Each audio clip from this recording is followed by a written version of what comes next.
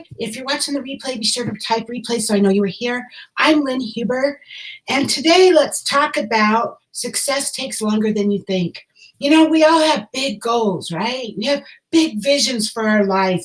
Anything that you want to obtain, whatever it is, it's probably going to take you a lot longer than you anticipated when you first started.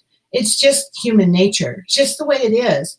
So sometimes we get a good idea about something we want to do and or have, and that idea gets us excited and we can't quit thinking about it. We get, our emotions get involved. It's like you have this honeymoon phase at first. It's really exciting, right? You're daydreaming and you're brainstorming all of your exciting ideas about how this is going to work and what the possibility is. And it's really exciting. You're energized. You're ready to take on the world. And if you're new to this, I hate to tell you, but you have a mountain ahead of you. I mean, no one has ever scaled a mountain quickly and easily. It just isn't done. Sure, from the distance, the mountain may look like it looks fairly smooth and that it's manageable and that you could get to the top. But when you stare at the mountain from, it looks like that when you're staring at it from a few miles away, you're actually excited to sprint to get to the starting point, right? But that's when the work begins. And it doesn't take long before reality sets in and you find that it's difficult and there's a struggle and you just don't walk up the mountain. I mean, it takes a lot of effort and a lot of work. And it doesn't matter what it is that you're working towards. Anything that you're trying to achieve can be just like that mountain. Looking for a successful Avon business to replace your income? Sure. I mean, if you're just looking for a little extra money or to get your Avon paid for, that's easy. That's not going to take a lot of effort. That's something you can do. But if you want a successful Avon business that's going to replace your income, that's going to be hard and you're going to run into challenges. But it's no different if you're with Tupperware, Mary Kay, Scentsy. I mean, it doesn't matter what company you're with or what kind of business you're starting. It doesn't have to be direct sales even. I mean, a restaurant or whatever it is that you want to do, it's the same thing. So just to give you an example, I mean, I have gone through all kinds of struggles in my Avon business, and because I've been with Avon 19 years, and I can pretty much guarantee you, if you look at anybody who's been in any business for 19 years, you're going to find struggles. But there was one point in my career where I was 13 people away from the very top level of Avon leadership. It's called Senior Executive Unit Leader, or it was at that time. And I had, in order to get to that level, I had to have 2 executive unit leaders under me, which means they had to promote to that title of executive unit leader, right? I was just 13 people away. And so I bit the bullet because we had been recruiting in the mall in Ventura and we were signing up 10, 15 people a weekend. It was just a little kiosk. It was like an information booth. It wasn't even a kiosk. You couldn't sell from it, but you could give out information. And so I bit the bullet and I thought, I'm going to pay for, it was the holidays, so I'm going to pay for the rest of October, all of November, all of December. And I mean, it cost me a lot of money, but I was positive, there was no doubt in my mind, I would achieve that title the first month and then the next 2 months would solidify it, right?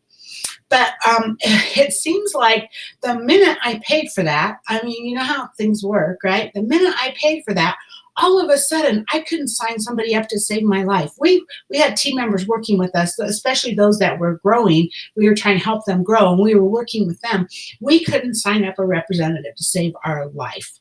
And what we didn't know, I mean, it was 2008 at the time. It was October 2008. And what we didn't know was that the economy had just dumped.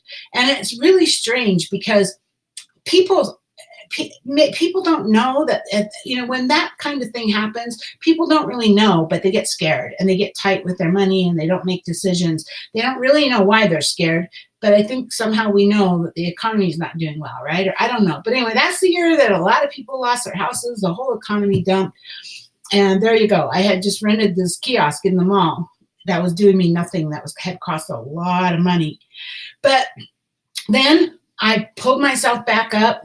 And we kept working, and then all of a sudden, one of the top leaders that I was working with to get to the next level, she was the one that needed to promote in order for me to promote. And I was working really closely with her. I mean, we were talking every day. She was working at the mall with me.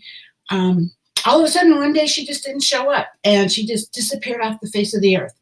And she didn't return my calls. She didn't return my texts. I go knocking on her door. She doesn't answer her door. I have no idea what happened at the time. Her team just disintegrated. So now I was farther away than ever. I mean, I had lost everything as far as half of my team, right?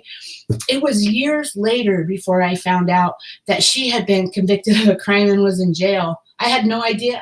But she was a home health nurse, and she had apparently borrowed some money from one of her patients, and who wasn't mentally capable to give her that money. Anyway, long story, but she ended up in jail for years, and I had no idea at all. But you know what? We all have those kinds of challenges and obstacles. Maybe not that exact one, but trust me, we all have challenges. We all have obstacles. Whether you're working towards opening a restaurant, a store, or any kind of business, right? It's the same thing. You're going to run into difficulty and struggle. Maybe it's sports that you're working on. Maybe you like to exercise, or maybe you're into bodybuilding. You know, I've been with my Avon coach the last couple of days, Sandy, and she's a bodybuilder.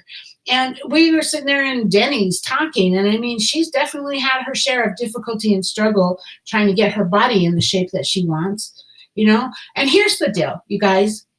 Most people don't make it far enough up the mountain to be invested in the journey. They quit early enough that the pain of investment isn't harsh enough. I know that sounds horrible, huh? The sting of quitting hasn't become harsh enough, but it's true. It is so true. I watch people all the time. I just watch them quit before they even got to where it was really hard. I mean, it's the first sign of pain, and boom, they're out of there. And you know what? That doesn't work. If you want to reach that goal, if you want to reach the summit of that mountain, and it's something that you really want, and you have enough reasons to get there and enough reasons not to quit, then that first mission becomes the investment phase. You have to put in enough blood, sweat, and tears to reach the point where turning around and quitting would be more painful than continuing.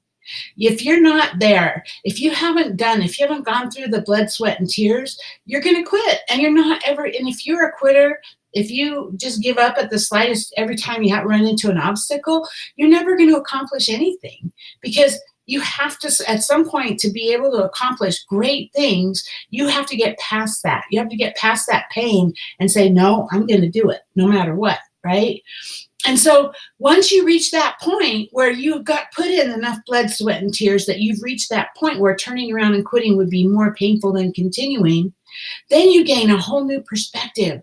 You know, the struggle doesn't go away, but it takes on a new form. You kind of find peace and a sense of knowing during your struggle. You know that at this point now, you know that you're going to make it to your goal. You just don't know how long it will take. But it also doesn't matter how long it's going to take now at this point, because you no longer are worried about that. You're no longer counting the cost. Now you're focused on the journey. Now you're focused on, we are moving forward. We are going to get there.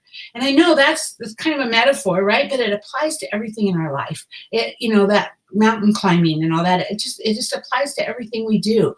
It's just how things are. It's just the way it is, right?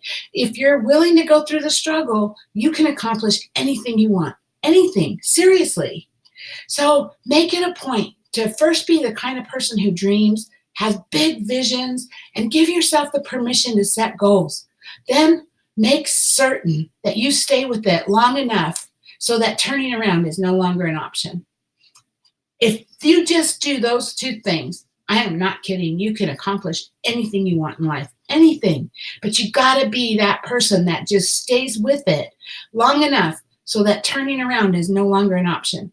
But keep in mind, it's going to take far longer than you thought when you first started. It's going to take you longer to get there. But then again, that's the journey, right? That's what we live for, is the journey. If we don't have the obstacles and the challenges and we don't have the pain, how are we going to have the pleasure, right? It's kind of a balance. You've got, you've heard all these platitudes about the silver lining and the clouds, but it's true. It is so true about our life.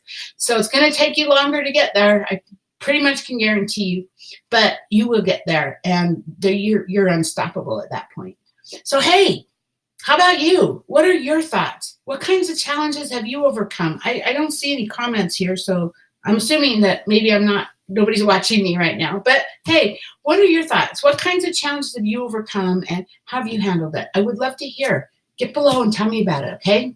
Anyway, Thanks for being here with me today. Hope you have a great day, and I will talk to you tomorrow. Bye.